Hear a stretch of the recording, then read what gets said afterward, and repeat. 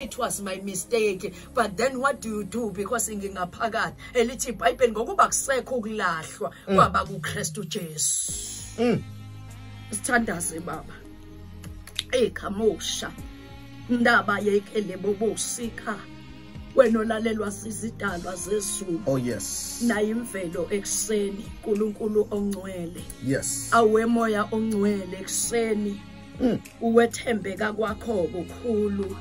Sesihambile sabona emhlabeni ukuthi akakho bengalinganiswa nawe. Yes. Baba ukuba bengesona isandla sakho ngaba asikho lapha.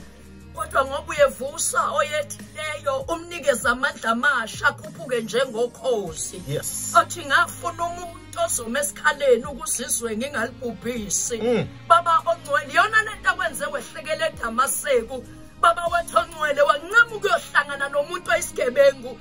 Wancama ukuyohlangana nomuntu wayiphethe incwadi oqeda amakholwa. Wayiguqulela yena simakade. Siyabonga na kulesi sikhathi egameni likaJesu. uNkulunkulu wethu ongcwele malithi iBhayibheli okungenzeka kubantu kodwa kuwe kuyenzeka. Siyabonga baba wethu namandla ungumgcini wethu, ungumlondolozi wethu, ungumhlengi wethu. Baba wena wedwa uvumi ukuba unyawo lethu lihlalele noma thina sibe impango yesitha. Sibonga ukuthandwa nguwe, sibonga amazulu ahlela nathi.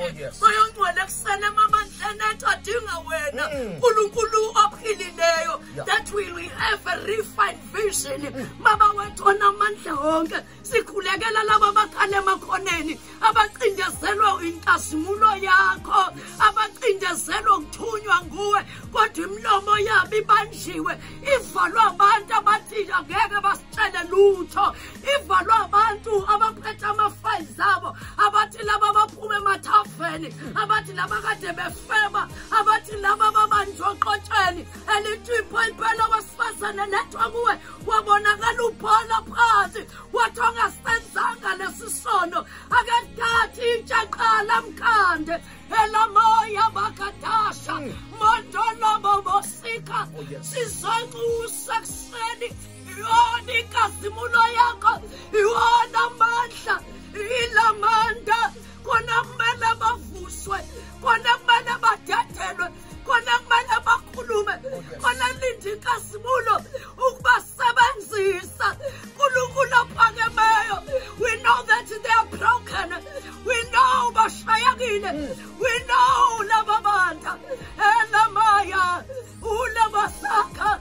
If you can use anything, Lord, you can use us, Lord. Whatever that you are about to do, please don't leave us, Lord. Elamaya ilabaya yoni kasmule kuseni manala bosata kebaba siyababanta. Uyinkosi ephakeme.